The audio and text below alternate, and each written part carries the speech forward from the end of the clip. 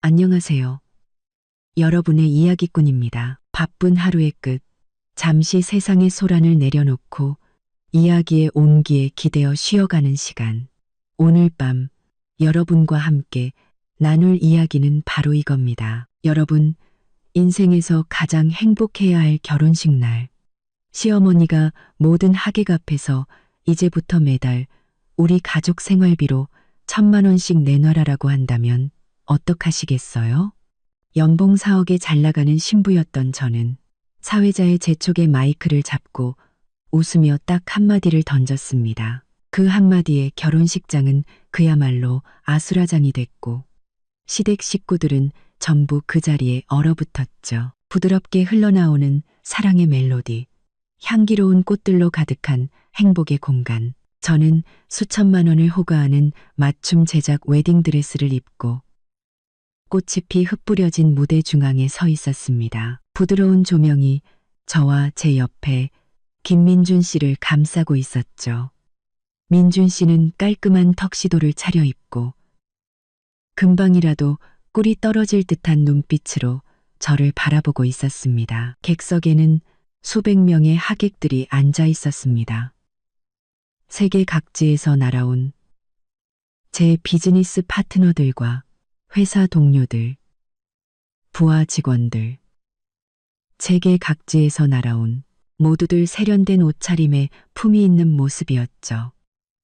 그리고 민준 씨의 고향에서 올라온 온갖 친척들, 그들은 대부분 호기심과 약간의 어색함이 섞인 표정으로 자신들의 상상을 초월하는 이 호화로운 결혼식장을 둘러보고 있었습니다. 사회는 국내 최고의 명성을 자랑하는 스타 사회자였습니다.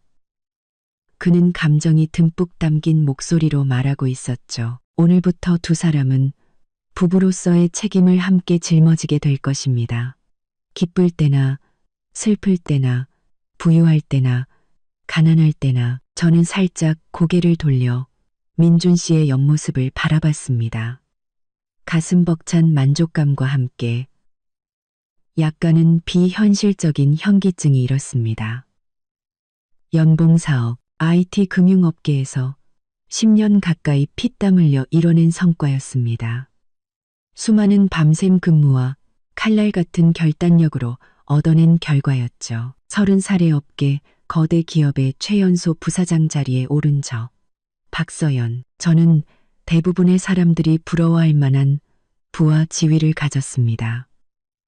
그런 제가 김민준 씨를 선택한 이유는 제 연봉의 10분의 1도 채 벌지 못하는 온화하고 부드러운 성품의 디자이너인 그에게서 이 각박한 세상에서 보기 드문 성실함과 진심을 보았기 때문입니다. 그리고 저를 향한 그의 지극한 사랑을 믿었기 때문이죠. 저는 치열한 비즈니스 세계를 떠나 기댈 수 있는 안식처를 이해타산 없이 오직 사랑만으로 이어진 인연을 찾았다고 생각했습니다. 이 결혼식을 위해 저는 서울 시내 최고급 호텔의 연회장을 통째로 빌렸습니다.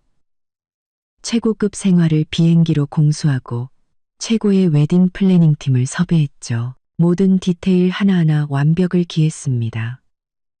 민준 씨네 집에 어떤 경제적 부담도 주고 싶지 않아 모든 비용은 제가 혼자 부담했습니다.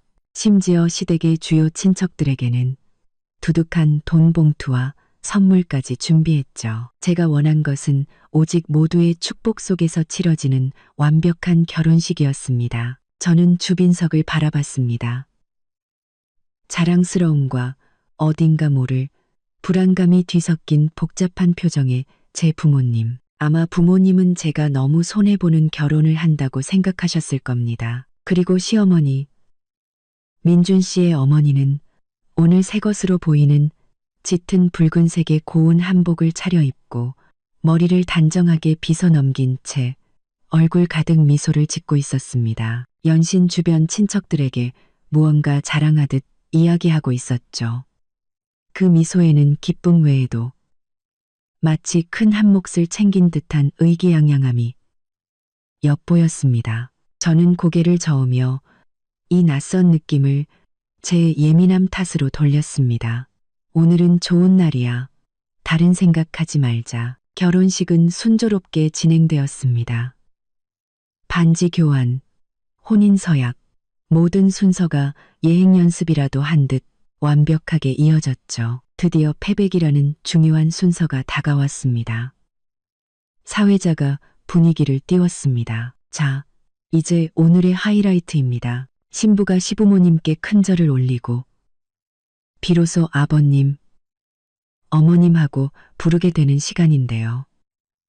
이 아버님, 어머님 소리와 함께 이제 진짜 한 가족이 되는 거죠. 도우미들이 정성스럽게 준비된 패백상을 내왔습니다. 저는 민준 씨와 함께 나란히 서서 의자에 앉아 계신 시아버지께 먼저 큰 절을 올렸습니다. 아버님, 절 받으세요. 시아버지는 평생을 공장에서 성실하게 일하다 은퇴하신 분으로 이런 자리가 어색한 듯 조금은 굳은 표정으로 절을 받으시곤 두툼한 봉투를 제 손에 쥐어주셨습니다. 목소리는 작았지만 진심이 담겨 있었습니다. 그래, 아가. 앞으로 우리 민준이랑 행복하게 잘 살아라. 감사합니다. 아버님. 저는 미소 지으며 봉투를 받았습니다. 이 돈이 시부모님이 평생 아끼고 모아오신 돈일 거라는 생각에 마음이 묵직해졌습니다. 마음이 중요한 거죠. 이어서 시어머니께 절을 올릴 차례였습니다. 시어머니는 시아버지보다 더 꼿꼿한 자세로 앉아 얼굴 가득 환한 미소를 짓고 있었습니다. 그 눈빛에는 무언가 뜨거운 욕망이 번뜩이는 듯했습니다. 저는 공손하게 큰 절을 올리고 패백주를 올리려 잔을 들었습니다. 깊게 숨을 들이쉬고 제가 할 수 있는 가장 사랑스러운 목소리로 그 의미심장한 한마디, 어머님을 부르려던 바로 그 순간이었습니다. 어머. 하고 입을 떼려는 찰나. 시어머니가 갑자기 손을 들어 제 동작을 막았습니다. 술잔을 받으려는 손이 아니었습니다. 아주 어색하고 돌발적인 잠깐 하는 손짓이었죠. 잠깐만. 그리 날카로운 목소리는 아니었지만 장엄한 배경음악이 멈추고 모든 하객의 이목이 집중된 이 순간 그 목소리는 유난히 크고 날카롭게 울려 퍼졌습니다. 술잔을 내밀던 제 손이 허공에서 멈췄고 얼굴의 미소는 순간 얼어붙었습니다. 옆에 선 민준 씨의 몸이 살짝 굳는 것이 느껴졌습니다. 사회자를 포함한 모든 하객들이 당황했고 수군거리는 소리가 파도처럼 조용히 번져나갔습니다.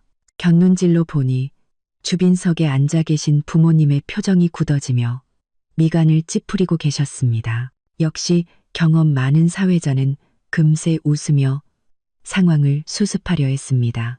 하하, 우리 신랑 어머님께서 너무 감격하신 나머지 우리 며느리에게 뭔가 특별한 말씀을 해주고 싶으신가 봅니다. 시어머니는 헛기침을 한번 하더니 여전히 미소를 띤 채 저를 바라봤습니다. 하지만 그 미소는 제 눈에 이미 다른 의미로 보였습니다. 무언가를 계산하는 듯한 영악함이 서려 있었죠. 시어머니는 술잔도 사회자의 말도 아랑곳하지 않고 제 얼굴에 시선을 고정한 채 바로 앞 마이크를 통해 연회장 전체에 울려 퍼지도록 목소리를 높였습니다. 서연아, 술은 이따 마셔도 되고 오늘 이렇게 친척들, 친구들 다 모인 자리에서 증인으로 삼고 내가 너랑 상의할 게 좀 있다.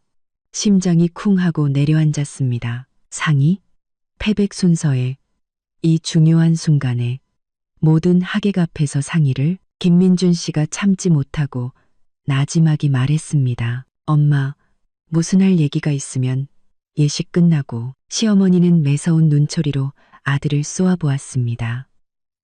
아들의 말을 가로막는 거부할 수 없는 위험이 서려 있었죠. 민준 씨의 말은 그대로 목구멍으로 삼켜졌습니다. 저는 민준 씨를 잘 압니다. 그는 효자이고 심지어 조금은 유약한 구석이 있습니다. 특히나 강한 어머니 앞에서는 말이죠. 저는 마지막 남은 체면을 지키려 애쓰며 들고 있던 술잔을 옆에서 어쩔 줄 몰라 하는 도우미에게 건넸습니다. 그리고 몸을 바로 세워 시어머니를 바라보며 최대한 평온한 목소리로 물었습니다. 어머님, 무슨 일이시죠? 시어머니는 제 태도에 만족한 듯 고개를 끄덕였습니다. 그리고는 목소리를 한 톤 더 높여 모든 사람이 똑똑히 들을 수 있도록 말했습니다. 서연이 너는 능력 있잖니. 대기업 부사장에 연봉이 4억이라고. 우리 김씨 집안 조상님이 도우셔서 이런 복덩이 며느리를 얻었지.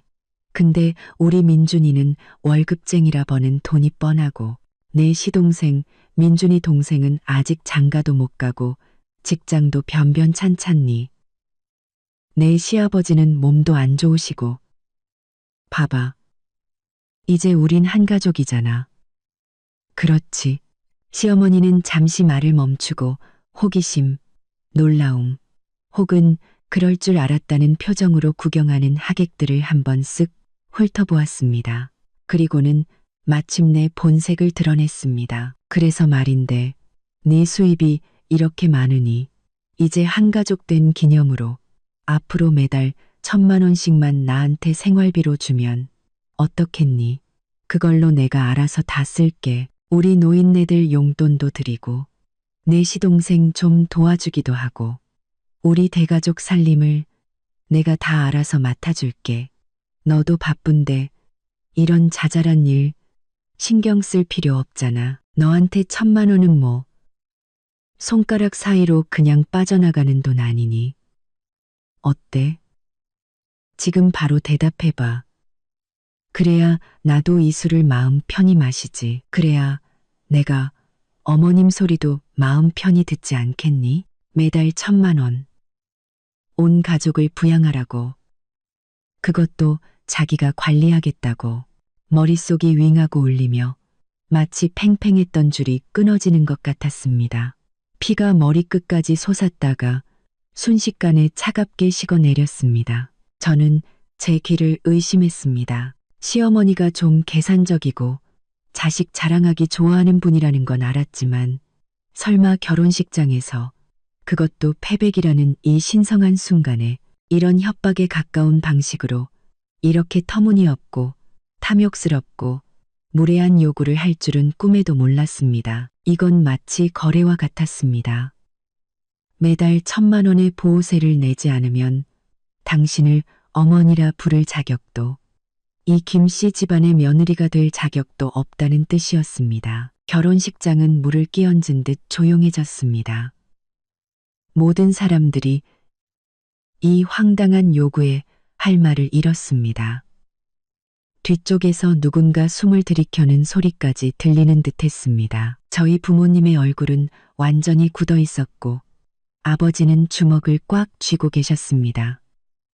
사회자도 완전히 얼어붙어 입만 뻐끔거릴 뿐 아무 말도 하지 못했습니다. 이런 상황은 그 역시 처음 겪는 일이겠죠. 김민준 씨의 얼굴은 새하얗게 질려 있었습니다. 그가 시어머니의 팔을 잡아 끌며 애원하듯 말했습니다. 엄마, 제발 그만해. 무슨 말도 안 되는 소리야. 하지만 시어머니는 아들의 손을 뿌리치며 쏘아붙였습니다. 너는 입 다물어. 내가 다 누굴 위해서 이러는데. 다 너랑 우리 집안을 위해서 이러는 거 아니야. 서연이도 아직 아무 말 안 했는데 네가 왜 나서. 그러고는 다시 불타는 눈빛으로 저를 똑바로 쳐다봤습니다. 단호한 압박이 느껴졌습니다. 서연아, 대답해봐. 사회자 양반. 신부한테 대답 좀 하라고. 재촉 좀 해봐요. 그 순간 저는 똑똑히 보았습니다.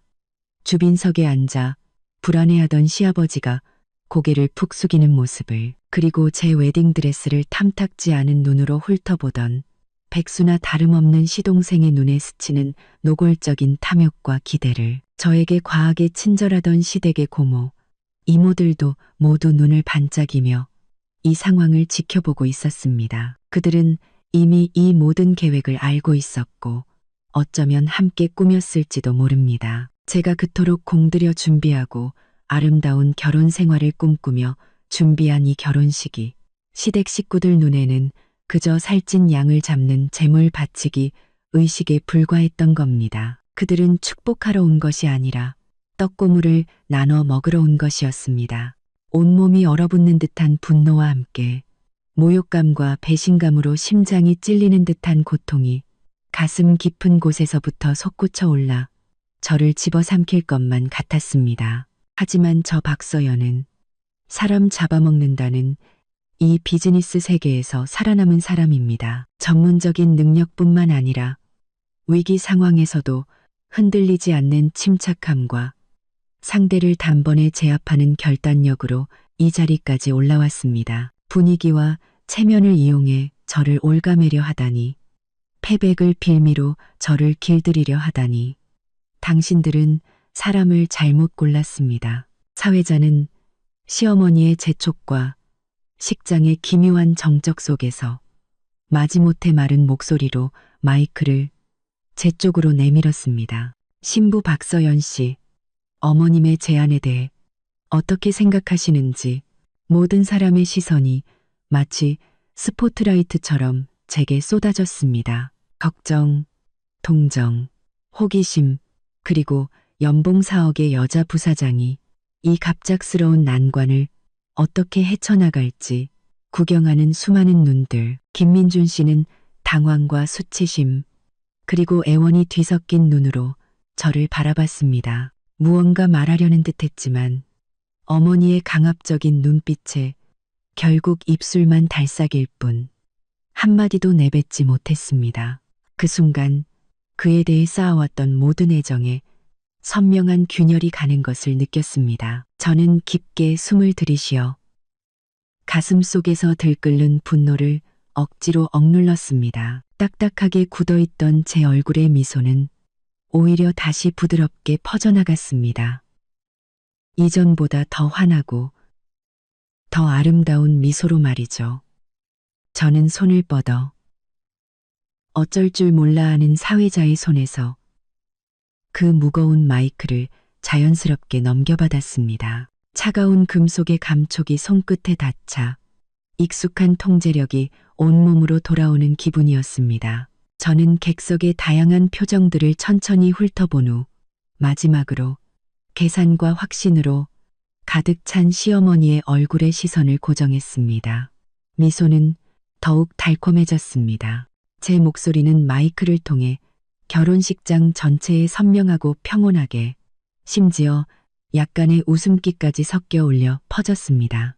아주머니, 뭔가 단단히 착각하고 계신 것 같네요. 아주머니라는 호칭이 나오자마자 시어머니의 얼굴에서 미소가 순식간에 굳어졌습니다. 동공이 세차게 흔들렸고 객석에서는 참지 못한 웅성거림이 터져나왔습니다. 저는 순식간에 흉하게 일그러진 시어머니의 얼굴과 경악에 빠진 시댁 식구들의 시선을 정면으로 마주하며 미소 띤 얼굴로 한 글자, 한 글자, 결혼식장을 폭발시키기에 충분한 그 한마디를 또렷하게 던졌습니다. 그 어머니라는 호칭에 가격표가 붙어 있고 그 가격이 월 1,000만 원이라면 글쎄요. 그건 아드님께서 먼저 본인이 그만한 가치가 있는 남자인지부터 증명해야 할 문제 아닐까요? 정적. 절대적인 정적. 마치 시간이 그 순간 멈춰버린 것 같았습니다. 그리고 잠시 후 와 하는 소리와 함께 연회장은 마치 끓는 기름에 찬물을 부은 것처럼 그야말로 폭발했습니다. 놀라움의 탄성, 경악의 신음, 믿을 수 없다는 수군거림, 심지어 몇몇은 참지 못한 웃음소리까지 뒤섞여 거대한 소음의 파도가 되어 식장의 모든 구석을 강타했습니다. 시어머니의 얼굴은 의기양양한 미소로 가득했던 그 얼굴은 눈에 띄게 핏기를 잃고 새하얗게 질렸습니다. 그리고는 극도의 수치심과 분노로 터질 듯이 붉어졌습니다. 입을 살짝 벌린 채 눈은 튀어나올 듯 커졌고 저를 가리키는 손가락은 사시나무처럼 떨렸지만 한마디도 하지 못했습니다. 마치 누군가에게 목을 졸린 사람처럼 말이죠.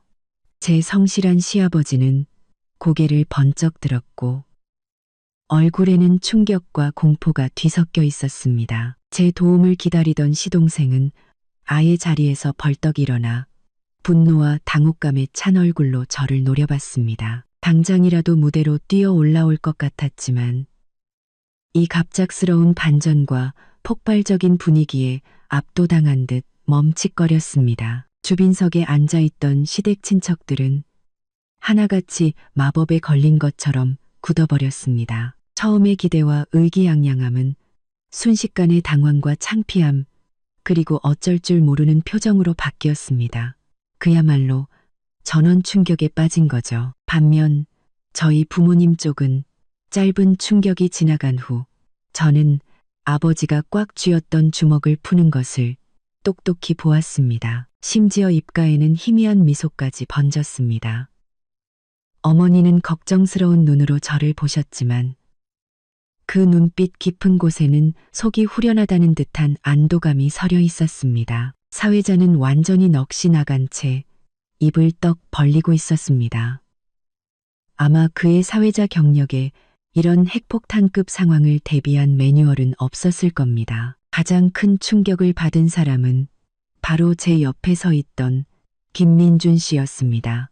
그는 마치 벼락이라도 맞은 것처럼 그 자리에 얼어붙어 있었습니다. 얼굴은 시어머니보다 더 심각하게 잿빛으로 변해 있었죠. 그는 저를 보며 엄청난 충격과 상처, 그리고 사람들 앞에서 모든 존엄을 박탈당한 듯한 굴욕감이 뒤섞인 눈빛으로 말했습니다. 서연 씨, 어떻게 그런 말을, 내가 왜 그런 말을 못하죠? 제 마음은 차갑게 식었지만 얼굴에는 여전히 완벽한 미소를 유지하고 있었습니다. 심지어 민준 씨에게 윙크까지 하며 우리 둘만 들릴 정도의 목소리로 부드럽지만 얼음처럼 차갑게 말했습니다. 왜요? 자존심 상해요? 당신 어머니가 무대 위에서 나를 물건처럼 가격 매기고 있을 때 당신 자존심은 어디 있었는데요? 그는 온몸을 떨며 제 시선을 피했고 힘없이 고개를 떨궜습니다. 저는 더 이상 그를 쳐다보지 않았습니다. 시선을 다시 객석과 거의 실신 직전인 전 예비 시어머니에게로 돌렸습니다. 좋아요. 이런 장면을 원했나요? 제 대답을 원했나요? 이게 바로 제 대답입니다. 저는 마이크를 조용히 아직도 굳어있는 사회자의 손에 돌려주었습니다.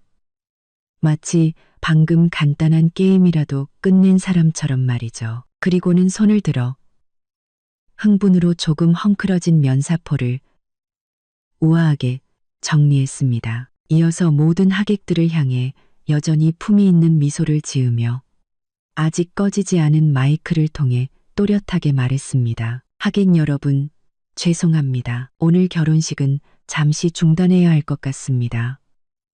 식사는 준비되어 있으니 편하게 즐겨주시기 바랍니다. 미흡한 점이 있었다면 너그러이 양해 부탁드립니다. 그 말을 끝으로 저는 더 이상 아무도, 특히 엉망이 된 시댁 쪽은 쳐다보지도 않고 꼿꼿이 허리를 편 채 길게 늘어진 순백의 웨딩드레스 자락을 끌며 무대 뒤편을 향해 한 걸음 한 걸음 단호하고 침착하게 걸어나갔습니다. 제 등 뒤로는 여전히 들끓는 소란과 뒤늦게 정신을 차린 시어머니의 날카로운 울음소리와 저주 섞인 고함, 그리고 그를 말리려는 민준 씨의 힘없는 외침이 뒤섞여 결혼식장은 완전히 통제 불능의 아수라장이 되었습니다. 그리고 박서연, 연봉 4억, 협상 테이블에서 단 한 번도 져본 적 없는 박서연은 이제 막 시작되려던 결혼이라는 전쟁의 첫 라운드에서 단 한마디로 상대가 공들여 쌓은 무대를 폭파시켜버렸습니다. 그리고 가족이라는 이름의 화려한 포장지를 제 손으로 직접 찢어버렸습니다. 그리고 가족이라는 이름의 화려한 포장지를 푹신한 카펫이 깔린 백스테이지 복도를 걷는 하이힐 소리가 제 심장 소리와 기묘하게 맞아떨어지는 것 같았습니다. 연회장에서 들려오는 소란과 울음, 저주, 수군거림이 두꺼운 유리문 너머처럼 희미하게 들려왔습니다. 저는 등을 꼿꼿이 세우고 한 걸음 한 걸음 조금의 흔들림도 없이 걸었습니다. 마치 무대에서 그 엄청난 폭탄을 터뜨린 사람이 제가 아닌 것처럼 말이죠. 하지만 드레스 자락을 쥔 제 손가락 마디가 하얗게 질려 있다는 건 저 자신만이 알고 있었습니다. 손톱이 손바닥을 깊게 파고들어 날카로운 통증이 느껴졌습니다. 오히려 그 통증 덕분에 혼란스럽게 들끓던 머릿속의 한 줄기 이성을 유지할 수 있었습니다. 서연 씨, 박서연 씨, 잠깐만요. 김민준 씨의 목소리가 다급하게 들려왔습니다. 그는 극도의 충격과 굴욕감에서 겨우 정신을 차리고 저를 뒤쫓아온 모양이었습니다. 저는 멈추지도 뒤돌아보지도 않았습니다. 복도 끝에는 신부 대기실로 사용되던 스위트룸이 있었습니다. 저는 곧장 그곳으로 걸어가 두꺼운 문을 밀고 들어갔습니다. 대기실 안에는 제 들러리이자 가장 친한 친구 2명이 저를 기다리고 있었습니다. 냉철하고 이성적인 변호사 이채원과 불같은 성격의 재벌 2세 최수아. 두 사람은 이미 상황을 모두 파악한 듯 초조한 얼굴이었습니다. 서연아, 괜찮아. 저를 보자마자 두 사람이 달려왔습니다.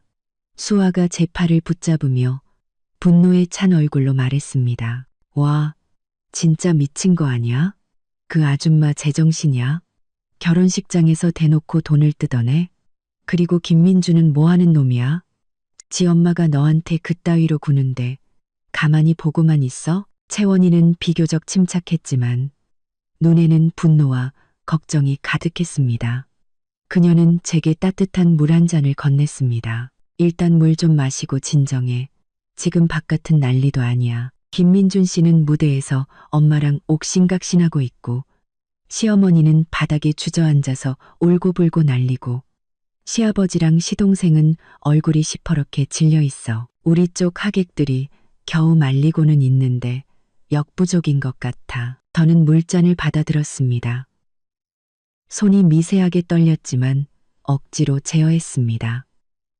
차가운 물이 목을 타고 넘어가자 들끓던 속이 조금은 가라앉는 듯 했습니다. 저는 거대한 화장대, 거울 앞에 섰습니다. 거울 속에는 성스러운 웨딩드레스를 입고 완벽한 화장을 했지만 눈빛은 서리처럼 차가운 제 모습이 비쳤습니다. 거울 속의 이 여자가 정말 비즈니스 세계를 호령하던 연봉 4억의 박서연이 맞나? 불과 1시간 전까지만 해도 평생의 안식처를 찾았다고 믿었던 그녀에게 현실은 무자비한 따귀를 날렸습니다. 그 안식처라는 곳은 사실 피를 빨아먹으려는 거머리들로 가득 차 있었다는 것을 알려주면서 말이죠. 난 괜찮아. 제 목소리가 조금 잠겨 있었지만 이상할 정도로 평온했습니다. 다만 그들이 이런 식으로 이런 자리에서 나올 줄은 몰랐을 뿐이야. 그때 대기실 문이 거칠게 열리며 김민준 씨가 뛰어들어왔습니다. 머리는 헝클어지고 넥타이는 비뚤어져 있었으며 얼굴에는 핏기 하나 없었습니다. 그는 저를 보며 고통과 수치심, 이해할 수 없다는 표정, 심지어 약간의 원망까지 뒤섞인 복잡한 눈빛으로 말했습니다. 서연 씨, 당신 아까 어떻게 그런 말을 할 수가 있어요? 그의 첫마디는 질책이었습니다. 우리 엄마예요. 그렇게 많은 사람들 앞에서 우리 엄마 얼굴을 어떻게 들고 다니라고. 우리 집안 체면은 뭐가 되냐고요.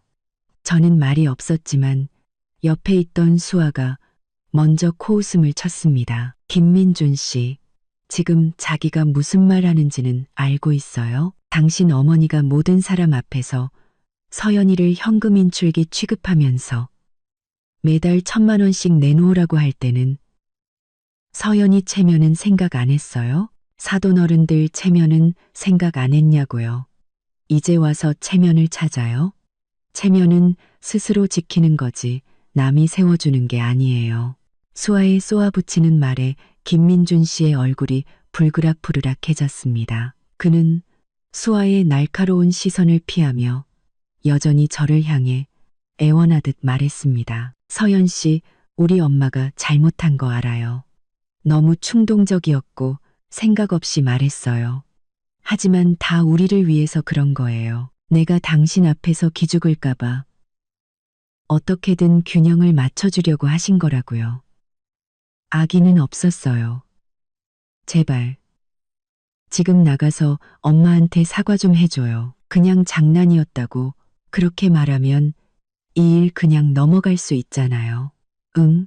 결혼식은 계속해야죠. 우리를 위해서, 균형을 위해서라. 저는 마침내 몸을 돌려 김민준 씨를 정면으로 바라봤습니다. 거울 속의 차가운 이미지가 현실에서 그를 똑바로 응시하는 제 시선이 되었습니다. 김민준 씨, 말해봐요. 대체 어떤 우리를 위함이 우리 인생에서 가장 중요한 결혼식장에서 패백 술잔을 거부하고 며느리로 인정하지 않겠다는 협박을 동원해서 매달 1,000만 원짜리 노예 계약서에 서명하라고 강요하는 거죠. 당신 어머니는 내가 그 정도로 멍청해서 협박과 애정을 구분 못할 거라고 생각했나요? 아니면 내가 당신과 결혼하기 위해서라면 당신네 온 가족이 내 등에 빨대를 꽂고 피를 빠는 것까지도 아무런 저항 없이 받아들일 거라고 생각했나요? 제 말 한마디 한마디가 얼음 송곳처럼 김민준 씨의 얼굴에 밝혔습니다. 그는 비틀거리며 얼굴의 핏기가 완전히 가셨습니다. 피를 빤다니. 서연 씨, 어떻게 말을 그렇게 해요? 그냥 한 가족끼리 서로 돕는다는 거지. 돕는다고요? 저는 그를 가로막고 핸드백에서 휴대폰을 꺼내 비서가 정리해둔 시댁 관련 지출 내역을 띄웠습니다. 결혼식 비용 전체, 시부모님 명의로 사들인 아파트의 계약금, 시동생 취업을 위해 들어간 돈, 그리고 오늘 시댁 친척들에게 주려 했던 수많은 축의금 봉투까지 총 금액은 이미 7억 원을 훌쩍 넘고 있었습니다. 저는 휴대폰 화면을 그의 눈앞에 들이밀었습니다. 김민준 씨, 똑똑히 봐요. 우리가 결혼을 약속한 순간부터 우리 집이 내가 당신네 집에 해준 게 적다고 생각해요? 나는 당신네 형편 생각해서 모든 걸 내가 다 알아서 하고 단돈 10원 한 장 부담 안 줬어요. 오히려 이렇게나 많이 썼다고요. 내가 뭘 바랐겠어요? 그냥 당신 김민준이라는 사람 하나, 당신이 나한테 잘해주는 거 하나 바랐어요. 그런데 결과가 뭐죠? 당신 어머니가 결혼식장에서 더 심한 걸 요구하고 그걸 서로 돕는 것이라고 포장하는 거? 이게 당신네 집이 도움에 보답하는 방식인가요? 이게 당신이 말한 악의 없는 어머니가 한 짓이냐고요. 김민준 씨는 화면의 긴 목록과 엄청난 금액을 보고 동공이 세차게 흔들렸습니다. 입술을 떨며 아무 말도 하지 못했습니다. 그는 제가 이 결혼을 위해 그의 가족을 위해 얼마나 많은 것을 쏟아부었는지 전혀 혹은 완전히는 알지 못했던 모양입니다. 아마 그는 내 아들은 잘났으니 저 여자가 돈을 쓰는 건 당연하다는 어머니가 만들어낸 환상 속에서 살아왔을지도 모릅니다. 민준 씨, 제 목소리에는 깊은 피로와 실망감이 묻어났습니다. 나는 당신이 그저 효심이 깊고 조금 유약할 뿐이라고 생각했어요. 하지만 틀렸네요. 당신은 옳고 그름도 구분 못하고 당신 어머니에게 완전히 세뇌당했어요. 당신 어머니는 당신을 위한 게 아니에요.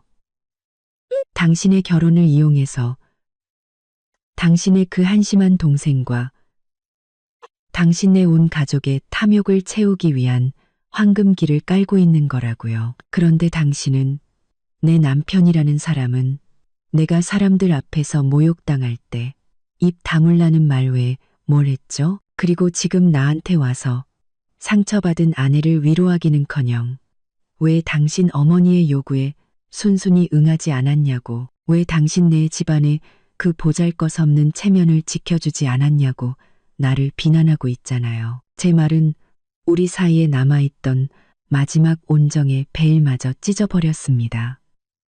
김민준 씨는 힘이 쭉 빠진 듯 옆 소파에 주저앉아 머리를 감싸쥐고 고통스럽게 신음했습니다. 그럼 나더러 어떡하라고, 우리 엄마잖아. 내가 어떡하냐고. 그의 모습을 보니 이상하게도 제 마음속 분노가 가라앉고 그 자리를 차가운 슬픔이 채웠습니다. 이게 내가 평생을 함께하기로 선택했던 남자의 모습이라니. 결정적인 순간에 그의 어깨는 우리의 결혼은커녕 정의로운 말 한마디조차 지탱하지 못했습니다. 당신이 뭘 할 수 있냐고요? 저는 그에게 다가가 그를 내려다보며 이전보다 더 차갑고 평온한 목소리로 말했습니다. 지금 당신에게 두 가지 선택지를 주겠어요. 김민준 씨는 멍하니 저를 올려다봤습니다. 첫째, 저는 검지를 세웠습니다. 지금 당장 나가서 당신 어머니와 모든 친척들에게 아까 그 터무니없는 요구는 없던 일로 하라고 말해요. 그리고 당신 어머니는 오늘 이 행동에 대해 모든 하객 앞에서 나와 우리 부모님께 정식으로 사과해야 해요. 그 후에 결혼식은 간소화해서 진행하고 앞으로 우리 가정의 재정은 당신 본가와 완전히 분리해요. 내 동의 없이는 어떤 형태로든 당신 집에 돈을 보내는 건 안 돼요. 특히 당신 동생한테는. 김민준 씨의 얼굴이 극도로 굳어졌습니다. 사람들 앞에서 사과를. 그게 어떻게 가능해? 우리 엄마가. 그럼 두 번째를 선택해요. 저는 그의 말을 자르고 두 번째 손가락을 폈습니다. 단호한 목소리로 말했습니다. 결혼식 취소해요. 지금 당장. 당신은 당신네 친척들 수습하고 나는 우리 쪽 하객들 수습하고 결혼식 손해 비용은 전부 내가 책임질게요. 그리고 우리 둘은. 저는 잠시 말을 멈췄습니다. 심장을 보이지 않는 손이 꽉 쥐는 것 같았지만 목소리는 흔들리지 않았습니다. 구청 가서 이혼 서류부터 접수하죠. 이혼이라는 두 글자가 대기실에 천둥처럼 울려 퍼졌습니다. 채원이와 수아도 숨을 멈췄습니다. 그들도 저를 지지했지만 제가 이렇게까지 단호하게 나올 줄은 몰랐던 모양입니다. 김민준 씨는 마치 꼬리라도 밟힌 고양이처럼 소파에서 벌떡 튀어 올랐습니다. 얼굴에는 경악과 불신이 가득했습니다. 각하는 이혼은 안 돼. 서연 씨, 사랑해. 난 당신 없으면 안 된단 말이야. 우리가 얼마나 힘들게. 저는 비웃음과 씁쓸함이 섞인 웃음을 터뜨렸습니다. 김민준 씨, 당신의 사랑이라는 게 내가 결혼식장에서 모욕당하게 내버려 두고 그 상처를 억지로 삼키고 당신 내 체면이나 지켜주길 바라는 건가요? 당신의 사랑이라는 게 나와 당신 어머니 사이에서 어머니가 아무리 말도 안 되는 짓을 해도 영원히 어머니 편에 서는 건가요? 그런 사랑 나는 받을 자신도 받고 싶지도 않아요. 저는 창가로 걸어가 두꺼운 커튼을 젖혔습니다. 바깥에 햇살이 눈부셨습니다. 당신에게 10분 주겠어요. 저는 그에게 등을 돌린 채 창밖을 보며 단호하게 말했습니다. 10분 뒤에 당신의 선택을 말해줘요. 당신 어머니가 사과하고 이 맛이 가버린 결혼식을 계속할 건지 아니면 여기서 끝내고 각자 갈 길 갈 건지. 대기실은 죽음과 같은 정적에 휩싸였습니다. 김민준 씨의 거친 숨소리와 수아가 참지 못하고 내뱉는 미세한 냉소만이 들려왔습니다. 파굴의 실은 죽음과 같은 정적에 휩싸였습니다. 대기실은 죽음과 같은 정적에 휩싸였습니다. 제 등 뒤에 꽂히는 그의 시선이 갈등과 고통, 절망으로 가득 차 있다는 것을 느낄 수 있었습니다. 하지만 이번만큼은 제 마음은 돌처럼 단단했습니다. 한 번 타협하면 수십, 수백 번을 타협해야 합니다. 오늘 월 1,000만 원에 타협하면 내일 그들은 더 많은 것을 요구할 겁니다. 내 결혼은 자선 사업이 아니고 무한정 돈이 나오는 현금 인출기도 아닙니다. 이 결혼식은 이미 그들의 탐욕과 김민준 씨의 나약함을 비추는 거울이 되었고 저 자신을 깨어나게 했습니다. 10분. 한 관계의 생사를 결정하는 시간.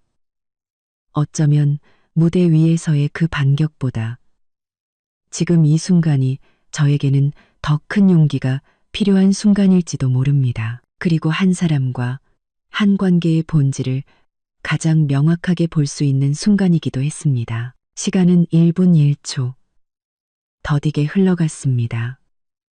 김민준 씨는 즉시 선택을 내리지 못했습니다. 그는 마치 영혼이라도 빠져나간 사람처럼 소파에 주저앉아 텅 빈 눈으로 천장을 바라보며 어떻게 이렇게 됐지? 우리 엄마는 아기가 없었는데 와 같은 힘없는 말만 중얼거렸습니다. 수아가 참지 못하고 무언가 말하려 했지만 채원이가 눈짓으로 막았습니다. 채원이는 제게 나지막이 말했습니다.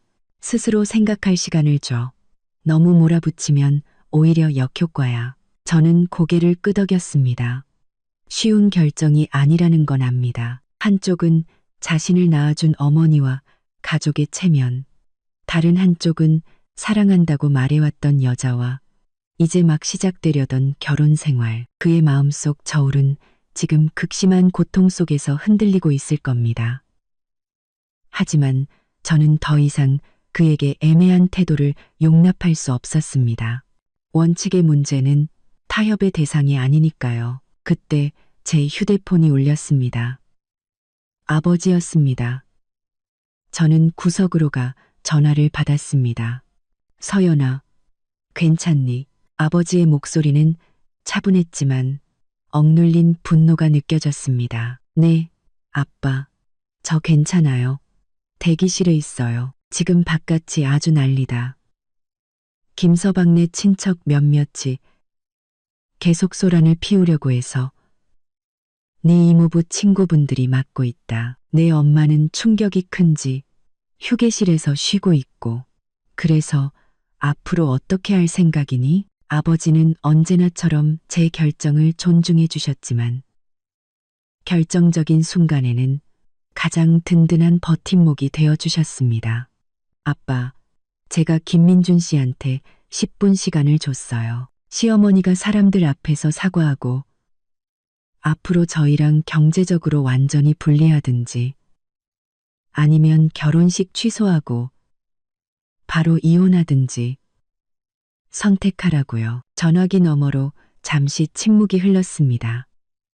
이윽고 아버지가 말씀하셨습니다. 그래, 네가 어떤 결정을 하든 아빠는 널 지지한다. 아빠 도움이 필요하면 언제든 말하고. 아니에요, 괜찮아요. 엄마나 잘 챙겨주세요. 필요하면 채원이랑 수아한테 부탁할게요. 알았다. 무슨 일 있으면 바로 전화해라. 아버지는 잠시 말을 멈췄다가 힘주어 말씀하셨습니다. 딸, 기억해. 아버지는 잠시 말을 멈췄다가 우리 박씨 집안 사람은 먼저 시비 걸진 않지만 당하고만 있지도 않아. 돈으로 해결될 일은 큰일이 아니야. 하지만 자존심과 원칙은 단 한 뼘도 양보해선 안 된다. 네, 아빠, 알아요. 전화를 끊자 마음이 한결 단단해졌습니다. 저는 혼자가 아니었습니다. 제 뒤에는 언제나 저를 지지해주는 가족과 친구들이 있었습니다. 시간은 5분 남았습니다. 대기실 문을 누군가 조심스럽게 두드렸습니다.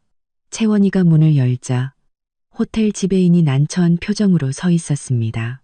박 부사장님, 저 바깥에 신랑 어머님께서 감정이 많이 격해지셔서 계속 부사장님과 신랑분을 만나게 해달라고 소란을 피우고 계십니다.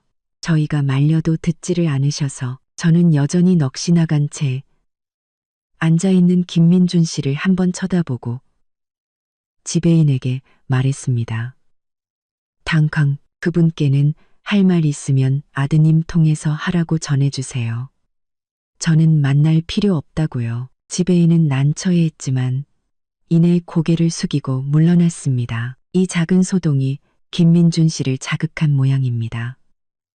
그는 벌떡 일어나 핏발선 눈으로 저를 보며 말했습니다. 서연 씨, 꼭 이렇게까지 해야겠어요? 다른 방법은 정말 없는 거예요? 내가 우리 엄마한테 말할게요. 앞으로 당신 돈은 절대 안 받는다고. 우리 그냥 잘 살면 안 될까요? 사과는 엄마한테 너무 가혹하잖아요. 결국 마지막까지 그는 어머니를 걱정하고 있었습니다. 제 마음속에 남아있던 마지막 한 줌의 기대마저 완전히 꺼져버렸습니다. 저는 그의 앞에 서서 그를 똑바로 쳐다보며 말했습니다. 김민준 씨, 10분 다 됐어요. 당신의 선택을 말해요. 그는 저를 보며 입술을 파르르 떨더니 갑자기 눈물을 쏟아냈습니다. 다 큰 남자가 무력한 아이처럼 울고 있었습니다. 서연 씨, 난 당신 없으면 안 돼요. 사랑한다고요. 저는 아무런 감흥 없이 냉정하게 되물었습니다. 그래서 당신의 선택은 뭐죠? 나는. 그는 흐느끼며 온 힘을 다해 겨우 몇 마디를 쥐어짰습니다. 결혼식 계속해요. 제 심장이 살짝 내려앉았습니다. 결국 그는 어머니의 체면을 버리지 못하는구나. 하지만 그가 마치 구명줄이라도 잡은 듯 다급하게 덧붙였습니다. 사과는 다른 방식으로 하면 안 될까요? 따로 우리끼리 있을 때 엄마가 당신이랑 우리 부모님께 사과하게 할게요. 사람들 앞에서. 그건 정말 안 돼요. 저는 그의 말을 단호하게 잘랐습니다. 타협의 여지는 없었습니다. 반드시 사람들 앞에서 해야 해요. 이건 원칙이고 태도의 문제예요. 따로 사과하고 나면 당신 내 친척들은 전부 내가 속 좁아서 노인을 억지로 고개 숙이게 만들었다고 생각하겠죠. 김민준 씨, 그런 생각은 꿈도 꾸지 마세요. 내가 원하는 건 명확하고 확실한 정리와 태도 표명이에요. 제 강경한 태도에 김민준 씨는 완전히 절망했습니다. 그는 다시 소파에 주저앉아 두 손으로 얼굴을 감싼 채 어깨를 심하게 들썩이며 고통스럽게 울었습니다. 수아가 비웃었습니다. 이제 와서 울면 뭐가 달라져요? 당신 어머니가 그 말도 안 되는 소리 할 때 남자답게 엄마 미쳤어요? 라고 한마디만 했어도 일이 이 지경까지는 안 왔을걸요? 당신 어머니가 그 말도 안 되는 소리 할 때 채원이도 차갑게 말했습니다. 김민준 씨, 눈물로 해결될 문제는 아니에요. 서연이가 제시한 건 두 사람의 관계를 고려한 최선의 해결책이었어요. 불분명한 경제적 관계를 완전히 끊고 경계를 명확히 하든가 아니면 깨끗하게 헤어지든가. 질질 끌수록 서로만 더 고통스러워질 뿐이에요. 김민준 씨는 그저 울기만 할 뿐 아무 대답도 하지 않았습니다. 저는 그가 선택을 내리지 못한다는 것을 알았습니다. 그는 어머니의 뜻을 거역할 수도 저를 잃는 것을 감당할 수도 없었던 겁니다. 이 나약함과 우유부단함이 바로 가장 치명적인 문제였습니다. 저는 깊게 숨을 들이쉬고 결정을 내렸습니다. 당신이 선택을 못하겠다면 내가 대신 선택해주죠. 제 목소리는 조용한 대기실에 선명하게 울려 퍼졌습니다. 김민준 씨의 울음소리가 멎었고 그는 겁에 질린 눈으로 저를 쳐다봤습니다. 저는 휴대폰을 들어 비서에게 전화를 걸었습니다. 지금 바로 호텔과 웨딩업체에 연락해서 결혼식은 취소하고 바로 피로연으로 전환하라고 전해요. 우리 쪽 중요 하객들 잘 챙기고 집안 사정으로 예식은 취소됐지만 식사는 예정대로 진행된다고 설명해. 답례품이랑 봉투는 2배로 준비해서 사과의 뜻을 전하고 모든 손실 비용은 내 개인 비용으로 처리해요. 서연 씨, 안 돼. 김민준 씨가 달려들어 제 휴대폰을 뺏으려 했지만 저는 몸을 피하며 얼음 같은 눈으로 그를 쏘아봤습니다. 그리고 장 변호사님께 연락해서 표준 이혼 합의서 양식 가지고 1시간 내로 호텔로 오시라고 해. 지금 바로요. 전화를 끊고 저는 잿빛이 된 김민준 씨를 보며 한 글자 한 글자 힘주어 말했습니다. 김민준 씨, 우리 결혼은 여기까지예요. 이제 우리는 아직 정식으로 시작도 하기 전에 파탄 나버린 이 혼인 관계를 어떻게 품위 있게 끝낼 건지 이야기해야죠. 그 말을 끝으로 저는 더 이상 그의 절망적인 표정을 보지 않고 채원이와 수아에게 말했습니다. 채원아, 수아야, 이 드레스 좀 벗겨줘. 이제 더 이상 입고 있을 이유가 없네.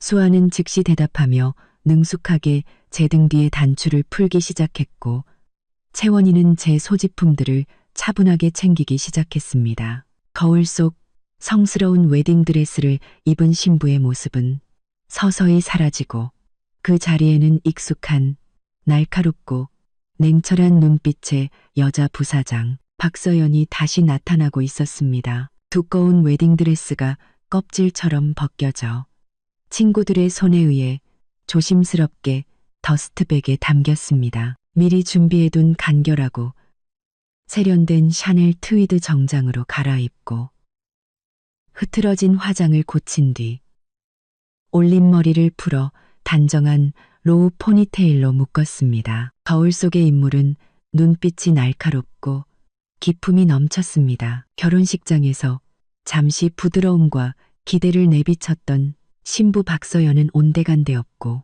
비즈니스 세계를 호령하던 박 부사장만이 남아 있었습니다. 이 모든 과정 동안 김민준 씨는 근처 소파에 영혼이 빠져나간 조각상처럼 주저앉아 잿빛 얼굴과 텅 빈 눈으로 저의 변신을 지켜볼 뿐이었습니다. 그는 더 이상 울지도 애원하지도 않았습니다. 아마도 저의 단호함과 이어진 전화 통화가 그의 마지막 환상마저 산산조각 냈을 겁니다.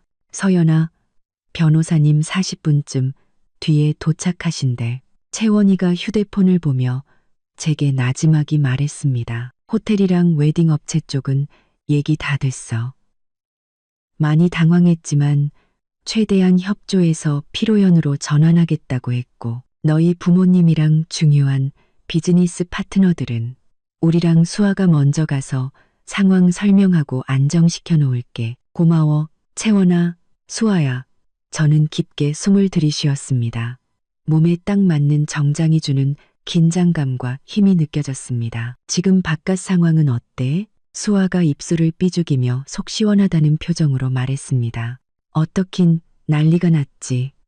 근데 주로 김민준 씨네 쪽만 난리야. 너희 부모님이 우리 쪽 친척들은 다 진정시키셨고 중요한 어른들도 나서서 김씨 집안이 경우 없이 굴어서 서연이한테 상처 줬다. 결혼 엎어진 건 자업자득이다라고 분위기 잡아주셨어. 지금은 대부분 김씨 집안 욕하는 분위기야. 특히 그 시어머니, 그쪽 친척 몇몇이 소란 피우려다 호텔 보안팀한테 끌려나갔다는 소문도 있고 저는 고개를 끄덕였습니다. 예상했던 바입니다. 세상은 결국 현실적입니다. 저의 부와 지위, 사회적 관계는 이런 충돌이 발생했을 때 여론이 자연스럽게 제 쪽으로 기울게 만듭니다. 하물며 명분은 완벽하게 제게 있었으니까요. 김민준 씨, 저는 몸을 돌려 더 이상 그를 민준 씨나 남편이라 부르지 않았습니다. 사무적인 목소리로 말했습니다. 결혼식은 취소됐으니 이제 뒷수습을 해야죠. 첫째, 우리가 이미 신고한 혼인 관계에 대해서 김민준 씨가 번쩍 고개를 들었습니다. 눈에는 공포가 서렸습니다. 이혼이라는 두 글자가 가진 차가운 법적 의미를 이제야 실감한 듯 했습니다. 안 돼, 서연 씨. 우리 다시 얘기 좀 해. 이혼은 안 돼. 그가 비틀거리며 일어나려 했지만 다리에 힘이 풀려 다시 주저앉았습니다. 그가 비틀거리며 그가 비틀거리며 그가 비틀거리며 그가 비틀거리며 그가 비틀거리며 그가 비틀거리며 그가 비틀거리며 그가 비틀거리며 그가 비틀거리며 더 이상 할 얘기 없어요. 제 목소리에는 어떤 감정도 실려 있지 않았습니다. 대기실에서 이미 당신에게 선택권을 줬어요. 당신이 스스로 포기한 거예요. 지금 이 상황은 당신과 당신 어머니가 함께 만든 결과물이에요. 장 변호사님이 곧 오실 거고 이혼 합의서의 구체적인 조항에 대해 당신과 이야기할 겁니다. 우리 혼인 기간이 극히 짧고 공동 재산이나 자녀가 없으니 절차는 간단할 거예요. 저는 잠시 말을 멈추고 그의 창백하고 무력한 얼굴을 훑어보며 덧붙였습니다. 물론 당신이 부부 공동 재산에 대해 이의가 있다면, 예를 들어 내 연봉 4억의 절반이 당신 몫이라고 생각한다면 얼마든지 소송을 제기해도 좋아요. 우리 회사 법무팀이 언제든 상대해 줄 테니까. 이 말은 또 다른 망치가 되어 김민준 씨의 온몸을 내리쳤습니다. 그는 당연히 알고 있을 겁니다. 저의 능력과 수단을 동원하면 그가 제게서 단돈 10원도 뜯어낼 수 없다는 것을. 이른바 공동재산이라는 것은 사실상 존재하지도 않았고 법적으로도 명확했습니다. 나는 당신 돈을 원한 게 아니야. 그가 고통스럽게 머리를 감싸 쥐었습니다. 그럼 뭘 원하는데요? 저는 차갑게 물었습니다. 내가 모든 걸 잊고 아무 일도 없었던 것처럼 당신과 행복한 부부 연기를 계속하고 매달 꼬박꼬박 당신 어머니께 1,000만 원씩 상납하길 바랐나요? 김민준 씨, 그게 가능하다고 생각해요? 그는 아무 말도 하지 못했습니다. 그때 대기실 문이 다시 시끄럽게 두드려졌습니다. 우리가 대답하기도 전에 문이 벌컥 열리고 시어머니의 분노와 눈물로 일그러진 얼굴이 들이밀어졌습니다. 그 뒤에는 음울한 표정의 시동생도 서 있었습니다. 민준아, 이 한심한 놈아, 저 여자가 내 엄마한테 이렇게 막 대하는데 가만히 있을 거야? 당장 나와. 시어머니의 날카로운 목소리가 대기실의 무거운 분위기를 깨뜨렸습니다. 그녀는 이미 결혼식이 취소됐다는 소식을 들은 모양이었습니다. 김민준 씨는 마치 바늘에 찔린 사람처럼 반사적으로 일어나려 했습니다. 앉아요. 제 목소리는 낮았지만 거부할 수 없는 위험이 서려 있었습니다. 김민준 씨의 몸이 그 자리에 굳었습니다. 저는 문가로 다가가 문을 활짝 열지 않고 틈새로 밖에 그 혐오스러운 두 얼굴을 바라봤습니다. 아주머니, 저는 다시 한번 이 거리감 있는 호칭을 사용했고 시어머니의 얼굴이 또다시 일그러지는 것을 확인했습니다. 여기는 아주머니가 계실 곳이 아닙니다.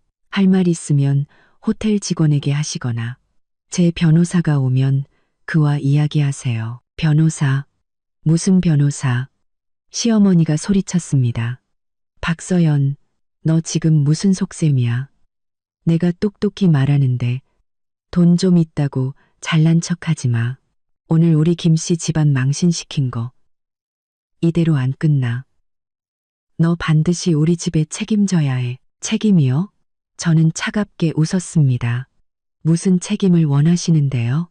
제가 왜 순순히 월 1,000만 원을 바치지 않았는지에 대한 책임? 아니면 제가 왜 이 미친 결혼식을 참지 않고 엎어버렸는지에 대한 책임? 시동생이 옆에서 불쑥 끼어들었습니다. 야, 박서연, 잘난 척 좀 그만해.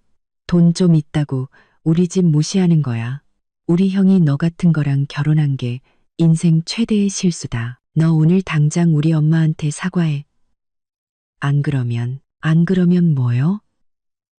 제가 그의 말을 자르고 날카로운 눈빛으로 쏘아보자 시동생은 제 기세에 눌려 뒷말을 삼켰습니다. 제가 그의 말을 삼켰습니다. 김민준 씨, 당신 동생 단속 똑바로 해요. 만약 그와 당신 어머니가 계속 여기서 소란을 피우면 난 보안팀을 불러서 그들을 경찰서에 보내는 것도 마다하지 않겠어요. 고급 호텔에서 소란 피우고 공갈 미수 혐의를 받는 것에 대해 경찰이 아주 흥미로워할 것 같네요. 공갈 미수라는 네 글자는 시어머니와 시동생의 머리 위에 찬물을 끼얹는 것과 같았습니다. 두 사람의 얼굴이 순식간에 변하며 기세가 한풀 꺾였습니다. 그들이 무식할지는 몰라도 그 네 글자의 무게는 알고 있었을 겁니다. 너 지금 무슨 헛소리야? 시어머니가 허세를 부리며 소리쳤습니다. 헛소리인지는 아주머니 마음이 더 잘 알겠죠. 오늘 이 자리에 있던 수백 명의 하객이 모두 증인입니다. 지금 당장 경찰에 신고해서 누가 옳은지 가려볼까요? 저는 휴대폰을 드는 신용을 했습니다. 엄마, 민호야, 그만 좀 해. 이 이상 창피당하고 싶어? 김민준 씨가 마침내 폭발했습니다. 그는 문 쪽을 향해 고통과 절망이 뒤섞인 목소리로 소리쳤습니다.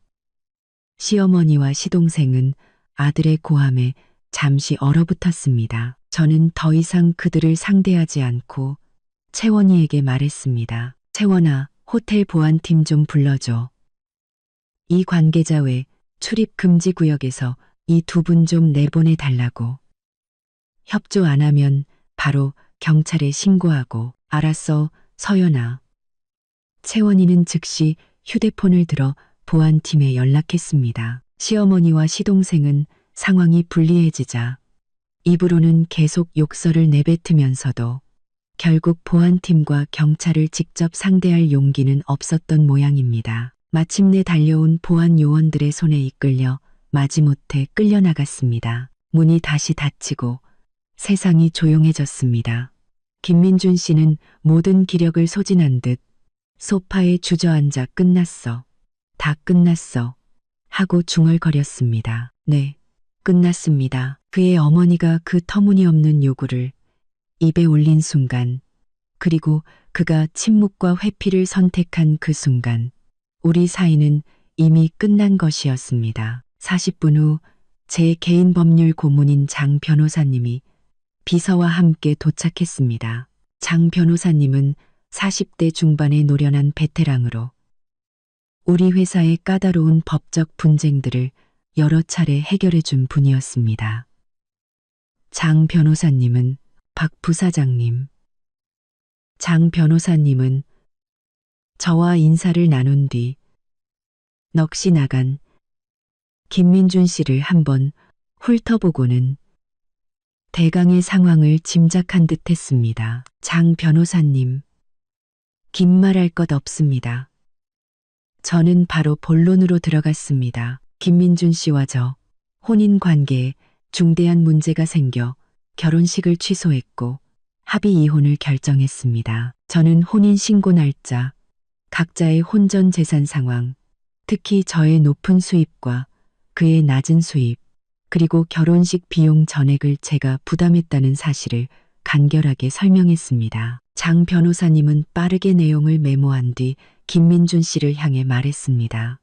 김민준 씨, 방금 박 부사장님께서 말씀하신 내용에 대해 이해 있으십니까? 김민준 씨는 붉게 충혈된 눈으로 장 변호사님과 저를 번갈아 쳐다보며 입술만 떨 뿐 아무 말도 하지 못했습니다. 이의가 없으시다면 이혼 합의서의 구체적인 조항에 대해 논의를 시작하겠습니다. 원칙적으로 두 분의 혼인 기간이 극히 짧고 공동 재산 축적이 없으며 자녀도 없으므로 이혼 합의는 간단할 겁니다.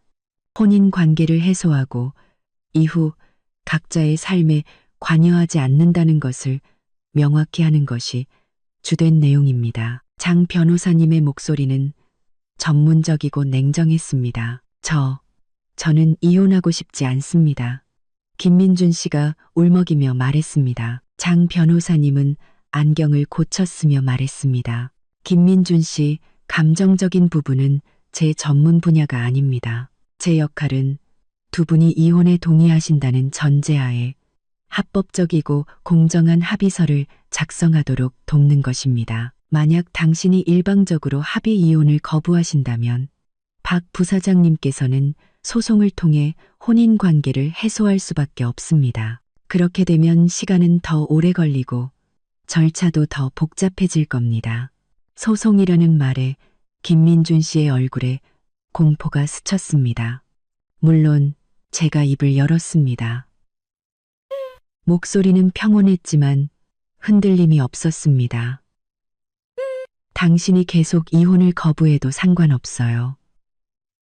그럼 법대로 하죠. 하지만 그 전에 우리가 먼저 계산해야 할 게 좀 있겠네요. 저는 채원이에게 아까 그 지출 내역을 장 변호사님께 건네달라고 했습니다. 장 변호사님, 이것은 제가 김민준 씨와 약혼한 후부터 결혼식 직전까지 저와 저희 집안이 그와 그의 가족을 위해 지출한 비용 일부입니다. 결혼 준비, 부동산, 각종 선물 등을 포함해 총 7억 원이 넘습니다. 이것들은 혼인을 전제로 한 증여였지만 상대방이 결혼식장에서 부당한 금전적 요구를 하여 혼인의 목적을 달성할 수 없게 만들었으므로 저는 이 중 일부, 특히 아파트 계약금과 같은 큰 금액의 증여는 취소 가능하다고 생각합니다. 이 부분에 대해 법률적으로 검토해 주시고 필요하다면 반환 청구 소송을 준비해 주십시오. 이 말이 나오자 김민준 씨는 믿을 수 없다는 눈으로 저를 쳐다봤습니다. 서연 씨, 그 돈을 돌려달라고요? 그 아파트는 우리 부모님 명의로 되어 있는데 누구 명의인지는 중요하지 않아요. 돈은 내가 냈으니까. 저는 차갑게 말했습니다. 원래는 우리 미래를 위해 제가 기꺼이 쓴 돈이었어요. 하지만 이제 미래는 없어요.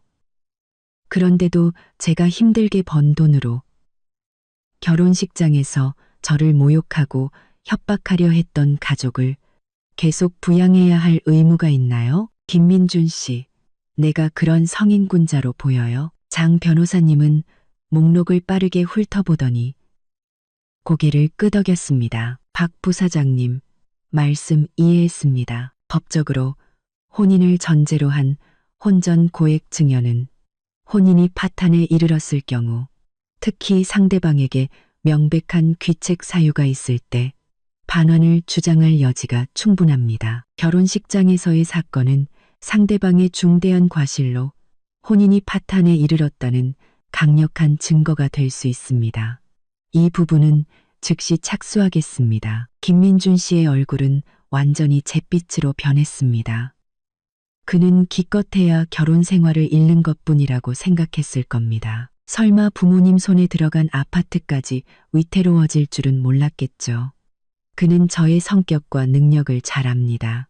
제가 하겠다고 마음먹으면 그건 절대 협박이 아니라는 것을, 저의 재력과 사회적 관계를 동원해 법적 절차를 밟는다면 그들에게는 승산이 조금도 없었습니다. 엄청난 공포가 그를 덮쳤습니다.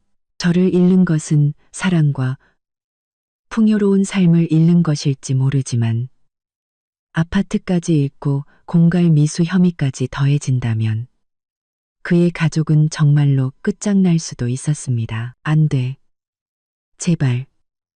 김민준 씨의 목소리가 절망적으로 떨렸습니다. 서연 씨, 내가 사인할게. 이혼 합의서에 사인할게. 돈은 필요 없어. 아파트도 돌려줄게. 제발. 우리 엄마 고소하지만 말아줘. 제발. 그는 마침내 거대한 현실의 압박 앞에서 공포와 자기 보호를 위한 선택을 내렸습니다. 그의 비굴한 모습을 보며 제 마음에는 어떤 통쾌함도 없었습니다. 오직 끝없는 슬픔과 혐오감만이 남았습니다. 이것이 내가 평생을 맡기려 했던 남자의 진짜 모습이었습니다. 진짜 이익과 위협 앞에서 그는 너무나도 쉽게 모든 것을 포기했습니다. 진작 그럴 것이지. 저는 씁쓸하게 한마디 하고는 더 이상 그를 쳐다보지 않았습니다.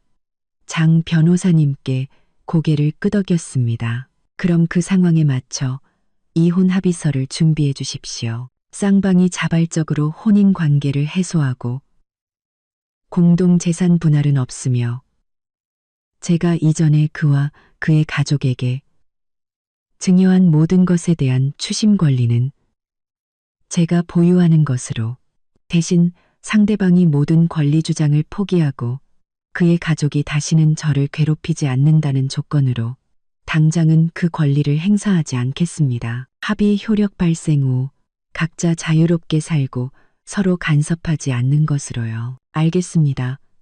박 부사장님, 장 변호사님은 즉시 제 의도를 파악했습니다. 이 합의서는 겉으로는 제가 추심을 포기하는 것처럼 보이지만 실제로는 추심 권리 보유라는 칼을 김씨 집안의 머리 위에 영원히 매달아 놓아 다시는 저를 괴롭힐 엄두도 내지 못하게 만드는 것이었습니다. 동시에 이 지긋지긋한 혼인 관계를 가장 빠르게 정리하는 방법이기도 했습니다. 장 변호사님과 비서는 즉시 노트북을 펴고 합의서 작성을 시작했습니다. 대기실에는 키보드 소리와 김민준 씨의 억눌린 흐느낌만이 가득했습니다. 저는 창가에 서서 서서히 흩어지는 하객들을 내려다봤습니다. 햇살은 여전히 눈부셨지만 더 이상 제 마음을 비추지는 못했습니다. 한편의 막장 드라마 같았던 결혼식, 유성처럼 짧았던 혼인관계. 하지만 인생은 계속되어야 합니다. 그리고 저 박서연의 이야기는 결코 한심한 남자 하나와 이상한 가족 때문에 빛을 잃지 않을 겁니다. 장 변호사님의 일 처리는 놀라울 정도로 빨랐습니다. 30분도 채 되지 않아 조항이 명확하고 문구가 엄격한 이혼 합의서 초안이 저와 김민준 씨 앞에 놓였습니다. 내용은 제가 요구한 그대로였습니다. 김민준 씨는 영혼이 빠져나간 사람처럼 합의서의 차가운 글자들을 멍하니 훑어봤습니다. 펜을 쥔 손이 심하게 떨렸습니다. 장 변호사님은 기계적으로 각 조항의 법적 의미를 설명했지만 그는 한 글자도 듣지 못하는 것 같았습니다. 김민준 씨, 합의 내용에 이의가 없으시면 여기에 서명하고 날인해 주십시오. 장 변호사님이 합의서와 펜을 그의 앞으로 밀었습니다. 김민준 씨는 고개를 들어 마지막 희망이라도 잡으려는 듯한 눈빛으로 저를 바라봤습니다. 서연 씨, 정말 돌이킬 수 없는 거예요? 내가 잘못했어요. 정말 잘못했어요. 저는 그의 맞은편 소파에 다리를 꼬고 앉아 어떤 온기도 없는 눈으로 그를 바라봤습니다. 사인하든지 아니면 법정에서 보든지 선택해요. 제 평온하지만 단호한 말투가 김민준 씨의 마지막 희망마저 꺾어버렸습니다. 그는 절망적으로 눈을 감았다 뜨더니 떨리는 손으로 펜을 집어들고 온 힘을 다해 서명란에 비뚤비뚤한 이름을 적었습니다. 그리고는 마치 불에 댄 것처럼 펜을 던져버렸습니다. 지장을 찍을 때 붉은 인주가 마치 그의 손가락을 태우는 듯 그는 온몸을 움찔했습니다. 장 변호사님은 서류를 확인한 후 제게 고개를 끄덕였습니다. 박 부사장님, 초안의 양측 모두 확인했습니다. 정식 서류는 오늘 중으로 준비해서 정식 서명 일정을 잡겠습니다. 절차에 따라 이후 구청에 가서 이혼 신고를 하시면 됩니다. 최대한 빨리 진행해 주세요. 저는 짧게 말했습니다. 김민준 씨는 소파에 무너져 내렸습니다. 마치 이혼 합의서가 아니라 자신의 사형 집행 영장의 서명이라도 한 사람처럼 말이죠. 그때 채원이가 전화를 받더니 제게 나지막이 말했습니다. 서연아, 호텔 쪽은 거의 정리됐대. 하객들도 대부분 피로 연장으로 안내했고 부모님 말씀으로는 결혼식은 엎어졌지만 멀리서 와주신 분들에 대한 예의는 지켜야 하니 네가 직접 나가서 상황을 정리하고 감사의 뜻을 전하는 게 좋겠다고 하셔. 이 일에 대한 공식적인 마무리이기도 하고 저는 잠시 생각하다 고개를 끄덕였습니다. 부모님 말씀이 옳았습니다. 회피는 제 스타일이 아닙니다. 이왕 벌어진 일, 정면으로 부딪혀 상황을 장악해야 합니다. 이 피로연은 결혼 축하 자리는 아니지만 저 박서연의 태도와 입장을 선포하는 자리가 될 수 있을 겁니다. 알았어. 곧 나갈게. 저는 자리에서 일어나 장 변호사님께 뒤시를 부탁하고 잿더미처럼 변한 김민준 씨를 한번 쳐다본 뒤 친구들에게 말했습니다. 가자. 대기실을 나서자 복도에는 기묘한 정적이 흘렀습니다. 직원들은 저를 경외와 호기심이 섞인 눈으로 쳐다봤습니다. 개꿈, 저는 흔들림 없이 등을 꼿꼿이 세우고 연 회장을 향해 걸었습니다. 수아는 제 옆에서 신이 난 듯 말했습니다. 언니, 이따가 내가 나서서 개념 없는 것들 몇 명 밟아줄까? 채원이가 수아를 말렸습니다. 수아야, 나서지 마. 서연이가 알아서 할 거야. 이런 자리에선 직접 싸우는 것보다 자세가 더 중요해. 저는 말없이 미소 지었습니다. 자세도 중요하지만 받아칠 건 확실히 받아쳐야죠. 연회장의 문이 열리자 소란스럽던 공간이 순간 조용해졌습니다. 수백 개의 시선이 일제히 제게 쏟아졌습니다. 놀라움, 동정, 호기심, 심지어는 구경거리라도 낫다는 듯한 시선까지 온갖 감정들이 공기 중에 뒤섞여 있었습니다. 부모님은 저를 보자 안타까움과 지지가 담긴 눈빛을 보내셨습니다. 저는 가볍게 고개를 끄덕여 보인 뒤 곧장 무대를 향해 걸어갔습니다. 호텔 측에서 재빠르게 무대 배경을 결혼식에서 감사연으로 바꿔놓았더군요. 저는 무대 위로 올라가 사회자에게서 마이크를 건네받았습니다. 무대 중앙에 서서 객석을 차분히 훑어보았습니다. 저를 지지하는 친구들과 동료들의 눈빛, 그리고 어색함에 어쩔 줄 몰라 하는 김씨 집안의 몇몇 친척들의 모습이 보였습니다. 시어머니와 시동생은 이미 자리를 뜬 모양이었습니다. 존경하는 내빈 여러분, 그리고 친지, 친구, 동료 여러분, 제 목소리는 마이크를 통해 선명하고 안정적으로 울려 퍼졌습니다. 방금 엄청난 일을 겪은 사람이라고는 믿기지 않을 정도로요. 먼저 바쁘신 와중에도 귀한 시간을 내어 오늘 이 자리에 참석해 주신 모든 분께 진심으로 감사드립니다. 저는 결혼식이라는 단어 대신 이 자리라는 중립적인 표현을 썼습니다. 원래 오늘 이 자리는 저 박서영과 김민준 씨가 여러분을 모시고 저희 인생의 중요한 순간을 함께 기념하는 기쁨과 축복의 자리여야 했습니다. 저는 마치 남의 이야기를 하듯 담담하게 말을 이어갔습니다. 하지만 매우 유감스럽게도 예기치 못한 집안 문제와 도저히 타협할 수 없는 원칙적인 차이로 인해 저와 김민준 씨는 신중한 논의 끝에 예정되었던 결혼식을 취소하기로 결정했습니다. 객석에서 낮은 탄성이 흘러나왔습니다. 이 갑작스러운 소식으로 여러분께 혼란과 불편을 드린 점, 제 개인을 대표하여 진심으로 사과의 말씀을 전합니다. 저는 정중하게 허리를 숙였습니다. 더불어 이 자리를 빌려 저의 부모님과 가족, 그리고 제 친구 이채원 양, 최수아 양을 비롯해 이 자리에 계신 많은 분들께 감사의 말씀을 전하고 싶습니다. 제가 가장 힘든 순간에 저를 이해해주고 힘이 되어 주셔서 진심으로 감사합니다. 저는 제 지인들이 앉은 쪽을 바라봤고 그들은 격려의 눈빛을 보내왔습니다. 결혼식이 취소된 구체적인 사유에 대해서는 저는 잠시 말을 멈췄다가 평온하지만 한층 날카로워진 눈빛으로 말을 이었습니다. 개인의 사생활에 속하는 문제이므로 이 자리에서 상세히 말씀드리기는 어렵습니다. 하지만 이 일이 공개된 장소에서 일어났고 여러 오해가 생길 수 있는 만큼 저의 원칙적인 입장을 몇 가지 명확히 밝힐 필요가 있다고 생각합니다. 모두가 숨을 죽이고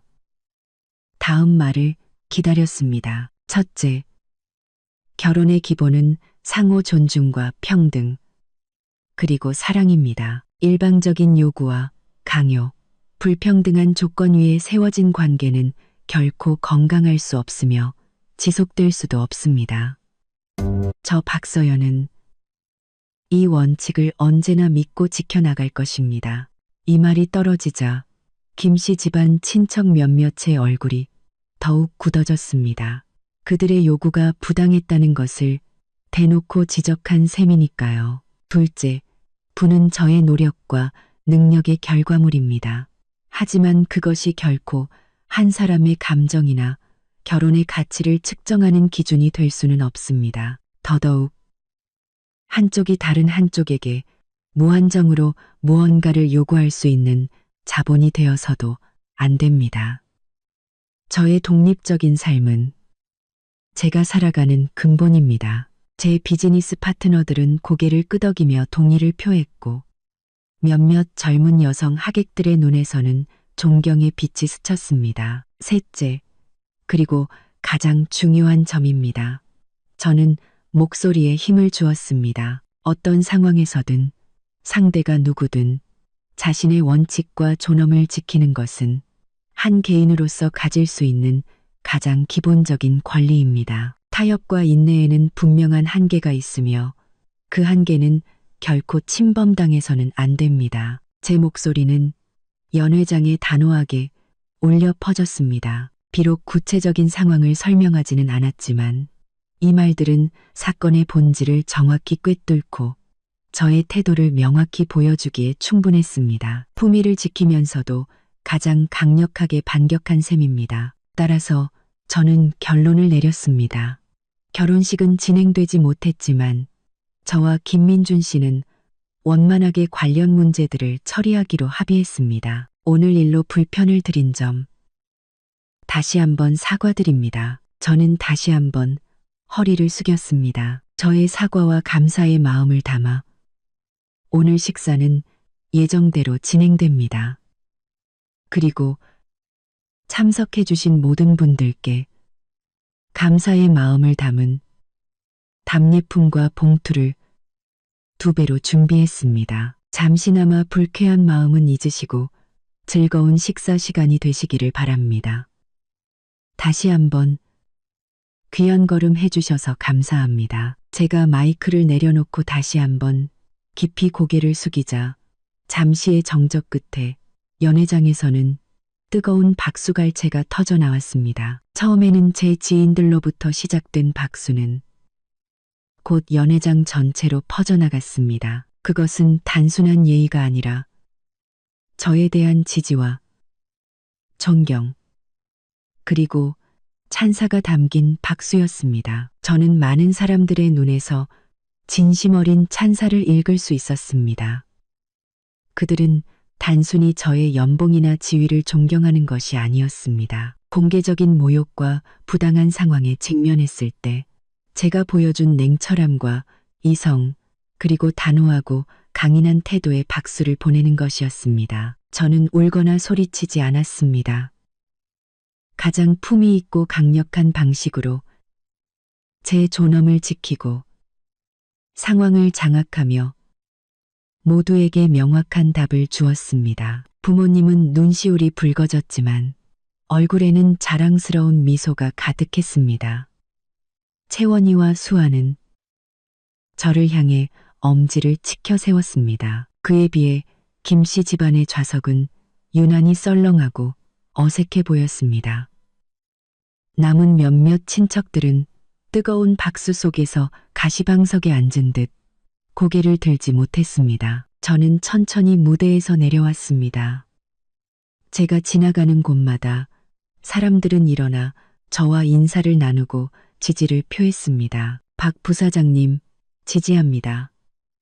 정말 잘하셨어요. 서연아, 정말 멋있다. 그런 집안은 빨리 정리하는 게 맞아. 저는 미소로 화답하며 마치 방금 무대 위에서 그 강렬한 선언을 한 사람이 제가 아닌 것처럼 품위 있게 행동했습니다. 그런데 제가 주빈석으로 돌아가려던 찰나 술에 취한 듯한 김씨 집안의 한 친척이 불쑥 소리를 질렀습니다. 말은 번지르르하게 하네. 결국 돈 좀 있다고 우리 같은 없는 사람들 무시하는 거 아니야? 크지 않은 목소리였지만 조용해진 분위기 속에서 유난히 귀에 거슬렸습니다. 주변이 순간 조용해졌고 모두가 저를 쳐다봤습니다. 수아가 당장이라도 달려들려 했지만 저는 눈짓으로 막았습니다. 저는 걸음을 멈추고 그 중년 남자를 돌아봤습니다. 얼굴에는 여전히 품위 있는 미소를 띠고 있었지만 눈빛은 순식간에 차가워졌습니다. 선생님, 제 목소리는 낮았지만 모두에게 선명하게 들렸습니다. 존중의 의미를 오해하고 계신 것 같습니다. 존중은 재산에 많고 적음이 아니라 그 사람의 행동과 인격에서 비롯되는 것입니다. 저는 자신의 힘으로 성실하게 살아가는 모든 분들을 존경합니다. 하지만 가족이라는 이름으로 상대를 억압하고 부당한 요구를 하며 타인의 가장 중요한 순간을 의도적으로 망치는 행위에 대해서는 상대가 누구든 존중할 수 없습니다. 존중받을 자격이 없기 때문입니다. 저는 잠시 말을 멈추고 남아있는 모든 김씨 집안 친척들을 훑어보며 평온하지만 엄청난 압박감이 느껴지는 목소리로 말했습니다. 그리고 이 자리에 계신 김씨 집안 친지분들께 한 가지 알려드립니다. 제가 혼인을 전제로 여러분께 드렸던 선물과 봉투는 인간적인 도리이므로 돌려달라고 하지 않겠습니다. 하지만 정이라는 것은 서로 주고받는 것입니다. 오늘 이후로 저와 김씨 집안은 아무런 관련이 없습니다. 부디 각자 분수를 지키고 살아가시길 바랍니다. 제가 경고하지 않았다고는 말씀하지 마십시오. 이 말은 시비를 건 그 남자뿐만 아니라 남아있는 모든 김씨 집안 친척들에게 앞으로 다시는 제게 손을 벌리거나 얽힐 생각조차 하지 말라는 명확한 경고였습니다. 그 남자는 제 말에 얼굴이 시뻘개져 아무 대답도 하지 못했고 주변 사람들의 경멸적인 시선 속에서 고개를 푹 숙였습니다. 연회장에서는 다시 한번 더욱 뜨거운 박수가 터져나왔습니다. 속이 후련하다는 듯한 쾌감이 섞인 박수였습니다. 저는 가볍게 고개를 숙여 보인 뒤 태연하게 주빈석으로 돌아와 자리에 앉았습니다. 피로연이 시작되었지만 모든 사람들의 화제는 단연코 방금 일어난 일들이었습니다. 저는 오늘 이후로 결혼식장에서 시댁을 향해 사이다 발언을 날리고 결혼을 엎어버린 박서연의 이야기가 온갖 형태로 퍼져나갈 것을 알고 있었습니다. 하지만 무슨 상관입니까? 저는 떳떳합니다.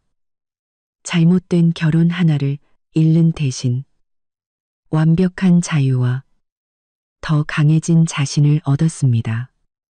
잠신, 바익강, 잠신, 장신. 이 장사는 어떻게 계산해도 제가 이긴 겁니다. 저는 피로연 내내 아무 일도 없었다는 듯이 사람들과 웃고 이야기했습니다. 하지만 저 자신만이 알고 있었습니다. 제 마음속 어딘가 부드러웠던 부분이 완전히 얼어붙었고 그 자리에 강인함이라는 이름의 새로운 싹이 무섭게 자라나고 있다는 것을. 피로연은 저의 강력한 통제 아래 기묘하지만 조화로운 분위기 속에서 끝이 났습니다. 적어도 제 앞에서는 더 이상 누구도 공개적으로 시비를 걸거나 수군거리지 못했습니다. 하객들은 최고급 요리를 즐기며 담소를 나눴지만 그 중심에는 항상 방금 전에 그 엄청난 사건이 있었습니다. 저는 수많은 시선들을 느꼈습니다. 호기심, 존경, 동정, 그리고 어쩌면 약간의 고소함까지. 하지만 더 이상 신경 쓰지 않았습니다. 저는 중요한 손님들 사이를 오가며 비즈니스 파트너들과 담소를 나누고 멀리서 와준 친지들에게 감사를 표했습니다. 마치 방금 그 모든 일을 겪은 사람이 제가 아닌 것처럼 말이죠. 오히려 저의 이런 강인한 모습은 사람들에게 더 큰 신뢰를 주었습니다. 연회가 끝나고 하객들이 하나둘 자리를 떴습니다. 부모님과 채원이, 수아가 저와 함께 문 앞에서 손님들을 배웅했습니다. 서연아, 고생했다. 어머니가 제 손을 꼭 잡으며 말씀하셨습니다. 눈가는 여전히 붉었지만 눈빛은 단호했습니다. 집은 언제나 내 편이야. 아빠는 네가 알아서 잘할 줄 알았다. 아버지는 짧게 말하며 제 어깨를 힘주어 두드리셨습니다. 내 소신대로에 하늘이 무너지는 일은 없어. 저는 고개를 끄덕이며 애써 미소를 지었습니다. 걱정 마세요. 저 괜찮아요. 부모님을 보내드리고 친구들이 다가왔습니다. 언니, 진짜 최고였어. 수아가 저를 힘껏 껴안으며 말했습니다. 속이 다 시원하네. 이제 그 집안 사람들 다시는 언니한테 함부로 못할 거야. 채원이는 조용히 저를 안아주며 귓가에 속삭였습니다. 법률적, 재정적 문제는 내가 끝까지 다 처리할게. 넌 그냥 내 자신만 챙기고 앞만 보고 나아가. 고마워, 정말. 저는 진심으로 감사했습니다. 가장 힘든 순간에 이런 친구들이 곁에 있다는 것은 정말 큰 행운이었습니다. 대부분의 손님들이 떠나고 연회장은 텅 비어갔습니다. 그 텅 빈 공간 한 구석에 세상에 버려진 사람처럼 김민준 씨가 홀로 서 있었습니다. 그는 텅 빈 눈으로 멀리서 저를 바라보고 있었습니다. 장 변호사님이 그의 곁에서 마지막 합의 사항들을 확인하고 있는 듯 했습니다. 저는 그에게 눈길 한번 주지 않았습니다. 이제 그는, 그리고 그의 가족은 제 인생에서 완전히 삭제된 존재였습니다. 박 부사장님, 호텔 지배인이 조심스럽게 다가와 말했습니다.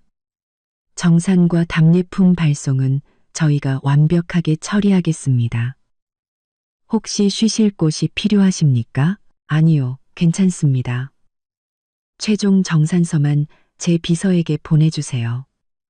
그리고 오늘 직원분들 모두 고생 많으셨으니 이번 달 보너스는 2배로 지급해주세요. 제 개인 비용으로 처리하겠습니다. 지배인의 얼굴에 놀라움과 감사가 스쳤습니다. 저는 고개를 끄덕였습니다. 호텔 측도 오늘 상당한 곤욕을 치렀을 테니 이 정도의 보상은 당연한 것이었습니다. 모든 일을 처리하고 저는 친구들에게 말했습니다. 가자. 호텔 문을 나서자 오후에 햇살이 눈부셨습니다. 올 때는 부푼 기대를 아는 신부였지만 갈 때는 모든 족쇄를 끊어낸 자유로운 몸이었습니다. 어디로 가? 내 오피스텔. 수아가 물었습니다. 아니, 저는 운전석에 앉으며 말했습니다. 회사로. 두 친구가 놀란 눈으로 저를 봤습니다. 지금 회사에. 서연아, 너 쉬어야 해. 이렇게 많은 일이 있었기 때문에 더더욱 일이 필요해. 저는 안전벨트를 매고 시동을 걸었습니다. 차의 엔진이 났고 힘차게 울렸습니다. 마치 제 심장 소리처럼. 사랑은 끝났지만 일은 나를 배신하지 않으니까. 마침 중요한 인수합병 건이 있거든. 제 단호한 모습에 친구들은 더 이상 아무 말도 하지 않았습니다. 일이야말로 저에게 가장 좋은 치료제이자 힘의 원천이라는 것을 그들은 잘 알고 있었습니다. 차는 도로에 합류했고 방금 전 그 소란스러웠던 호텔은 점점 멀어져 갔습니다. 백미러 속에서 호텔의 모습은 점점 작아지다 마침내 사라졌습니다. 제 인생의 한 챕터가 완전히 끝났다는 것을 알 수 있었습니다. 강남의 빌딩 숲, 회사에 도착하자 익숙한 안정감이 저를 감쌌습니다. 부사장님, 오셨습니까? 직원들은 저를 보자 깍듯이 인사했습니다. 호텔에서와는 다른 오직 능력에 대한 존경이 담긴 시선이었습니다. 아직 결혼식의 소동은 회사까지 퍼지지 않은 모양입니다. 김 비서, 인수합병 프로젝트팀 핵심 멤버들 30분 뒤에 1번 회의실로 소집해요.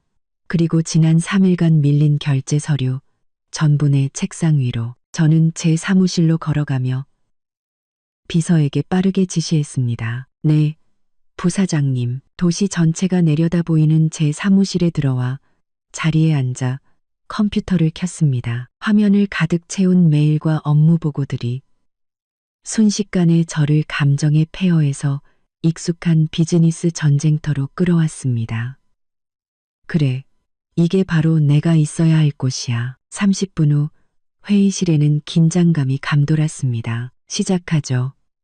스타테크놀로지 인수건. 진행 상황 보고하세요. 네, 부사장님.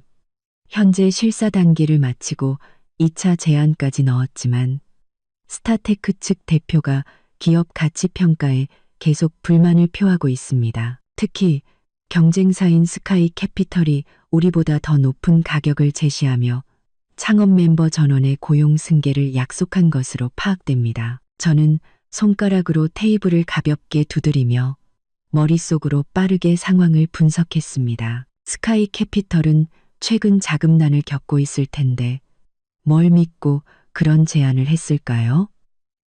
배후에 새로운 자금줄이 있는지 즉시 파악하세요. 네. 알겠습니다. 그리고 기업 가치 평가는 우리가 제공할 수 있는 시너지 효과와 시장 채널을 수치화해서 다시 보고서를 작성하세요. 스타테크의 초기 투자자들도 접촉해서 그들의 진짜 속내를 알아내고요. 네, 부사장님. 창업 멤버 문제는 저는 입가에 차가운 미소를 띄었습니다. 대표에게 직접 전하세요. 우리와 함께하면 더 큰 무대에서 개인의 가치와 부를 몇 배로 늘릴 기회를 얻게 될 거라고. 스카이 캐피털이 그들의 기술을 제대로 소화하고 성장시킬 능력이 있는지는 의문이라고 제 말을 그대로 전하세요. 제 지시는 명확하고 핵심을 찔렀습니다. 회의실의 분위기는 팽팽한 긴장감과 효율성으로 가득 찼습니다. 이 순간 저는 더 이상 결혼식장에서 수모를 겪던 신부가 아니었습니다. 수천억의 자금을 운용하는 비즈니스 세계의 냉철한 승부사 박 부사장이었습니다. 이곳의 규칙은 명확했습니다. 실력으로 모든 것을 증명하는 것, 불분명하고 계산적인 인간관계보다 훨씬 마음이 편했습니다. 회의는 2시간 동안 이어졌습니다. 수고했습니다. 이 프로젝트 반드시 성공시켜야 합니다. 필요한 자원은 얼마든지 요청하세요.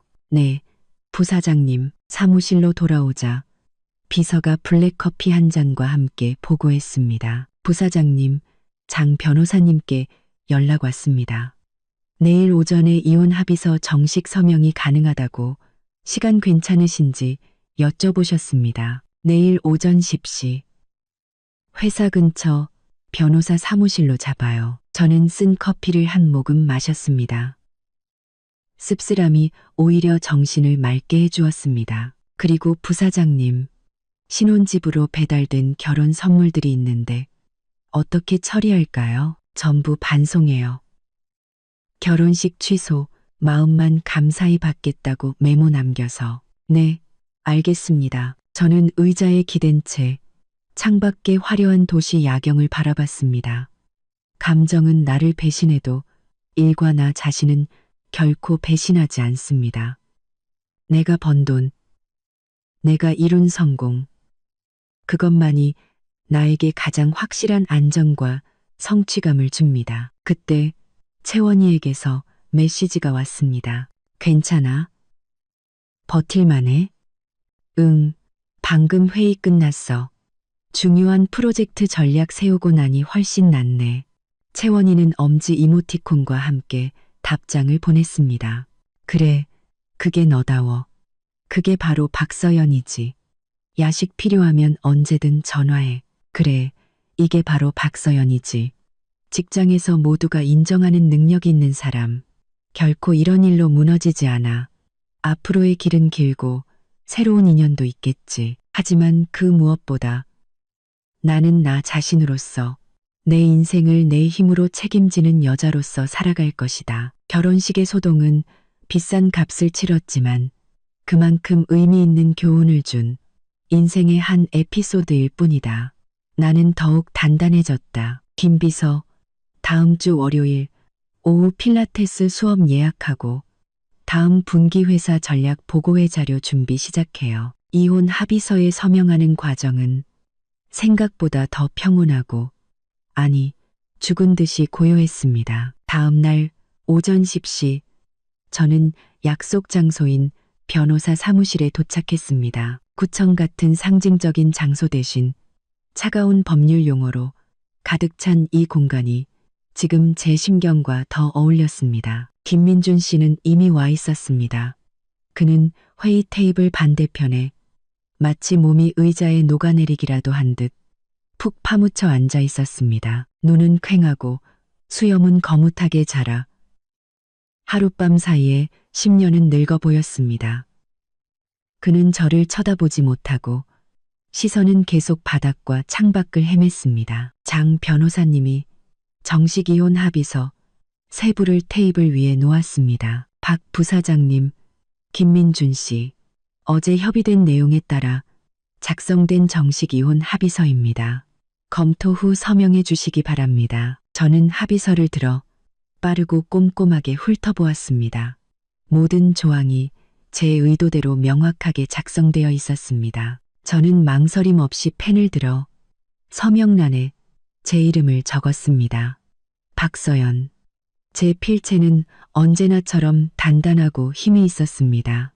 김민준 씨 차례였습니다. 그는 펜을 쥔 손을 심하게 떨었고 펜 끝은 종이 위에서 한참을 맴돌았습니다. 마치 그 얇은 종이가 천근만근의 무게라도 되는 것처럼. 마침내 그는 필생의 힘이라도 쥐어짜듯 떨리는 손으로 자신의 이름을 적었습니다. 이름은 비뚤비뚤했고 마지막 획은 거의 뭉개져 있었습니다. 지장, 날인. 모든 절차가 끝났습니다. 장 변호사님이 설명했습니다. 규정에 따라 양측은 구청에 함께 가서 이혼 신고를 하고 이혼증을 발급받아야 합니다. 합의서 서명 후 30일의 숙려기간이 있습니다. 숙려기간 필요 없습니다. 저와 김민준 씨가 거의 동시에 말했지만 그 뉘앙스는 완전히 달랐습니다. 저는 사실을 진술했고 그는 애원했습니다. 서연 씨, 30일 동안 우리 김민준 씨, 제가 그의 말을 잘랐습니다. 합의서에 서명한 이상 법적으로 우리는 이혼에 동의한 겁니다. 숙려 기간은 충동적인 이혼을 막기 위한 것이지 우리 같은 경우는 해당되지 않아요. 장 변호사님, 최대한 빨리 등기 절차를 마칠 수 있는 방법이 있습니까? 양측 모두 재결합 의사가 없고 합의의 이의가 없다면 법원에 이혼 조정 신청을 통해 절차를 단축할 수 있습니다. 물론 추가적인 절차와 비용이 발생합니다. 비용은 문제 없습니다. 가장 빠른 시일 내에 이혼증을 받고 싶습니다. 김민준 씨는 완전히 무너져 내렸습니다. 변호사 사무실을 나서자 햇살은 여전히 눈부셨습니다. 김민준 씨가 유령처럼 제 뒤를 따랐습니다. 서연 씨, 그가 잠긴 목소리로 저를 불렀습니다. 저는 멈춰 섰지만 뒤돌아보지는 않았습니다. 미안해. 그가 흐느꼈습니다. 내가 못나서 우리 집이 당신한테 정말 미안해. 저는 잠시 침묵하다 담담하게 말했습니다. 김민준 씨. 사과는 세상에서 가장 쓸모없는 거예요. 앞으로 각자 잘 살아요. 그 말을 끝으로 저는 미련 없이 제 차를 향해 걸어갔습니다. 백미러 속에서